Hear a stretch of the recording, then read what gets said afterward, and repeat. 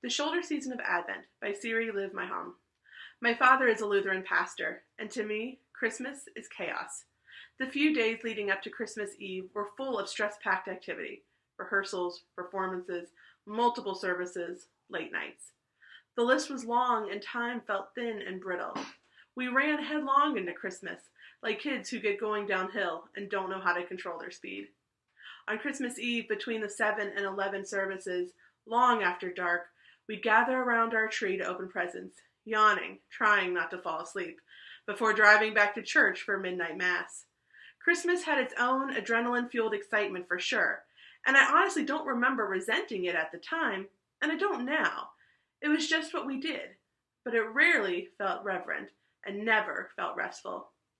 Christmas is the extrovert of the church calendar, along with Easter, of course. It's social and busy, it's loud and flashy, it's well-fed and adorned. It's beautiful and charismatic and has the most wonderful story to tell. People often talk about wanting a more peaceful Christmas, but in the end, its call to come and join the party is a tough one to turn down. Christmas is the guest everyone is waiting for, watching for. We're looking out the window, checking our watches, squealing with glee, and clamoring to the door as it finally pulls into the driveway. It's here! It's here! Maybe that is why I've always loved the shoulder seasons of the church, and Advent in particular. It's an introvert season. Advent is expectant, full of hope.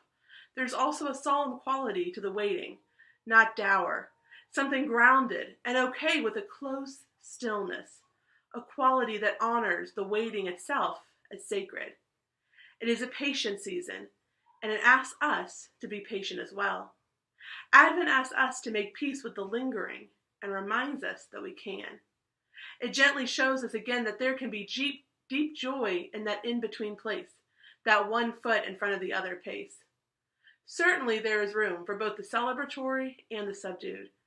I just find that when Advent rolls around, my heart is so hungry for that deliberate quieting in the midst of the noise. The church in 21st century America does a lot of talking. Advent resets the church as a space for holy listening, something that it desperately needs more of. The church does a lot of deciding and declaring. Advent calls us to reflect on the profound, the power of being, even, perhaps especially, when we don't have all the answers. How can I be a space, simple, open, warm, stilled, that is prepared to receive the smallest, humblest, most vulnerable version of divinity when it comes quietly knocking at my door? Can I welcome a God I don't recognize at first? A God who shows up in rags, comes from another country, and is dependent on my meager shelter? Am I brave enough for that? With two young girls, we're starting to forge our own Advent traditions. There's not a lot of pomp, trying to decode spiritual complexities with an almost 3-year-old, or 39-year-old for that matter, can sort of miss the point, especially at a time when the most basic messages are actually the most profound, the most true.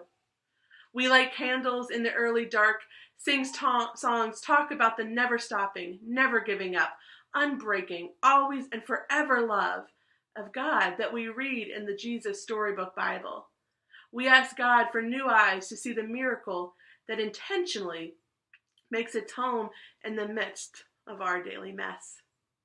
Last night, Stella, the youngest, loudest, and most kinetic person in our family, sat mesmerized by the candle flame.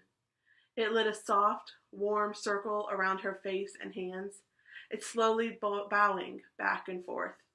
She stared in a rare moment of silence. Then she smiled. "Look," she said, wonder-drenched and wise. "It's reaching for me. The light is reaching for me." Thanks be to God.